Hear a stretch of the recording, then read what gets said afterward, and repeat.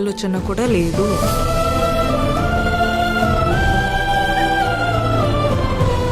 కూతురు పెళ్లి చేసే ఉద్దేశం అమ్మకు లేకపోవటం ఏంటండి? ఏం మాట్లాడుతున్నారు మీరు? అమ్మ రీజన్స్ అమ్మకున్నాయండి and she 100% right. Right left గురించి మాట్లాడలేదండి. సీజన్స్ బట్టి రీజన్స్ మారుతూ ఉంటాయి. పెళ్లి చేసే ఉద్దేశం ఇప్పుడు లేకపోయి ఉండొచ్చు, కానీ ముందు ముందు రావచ్చు కదా. రాదు చెప్తున్నాను కదా.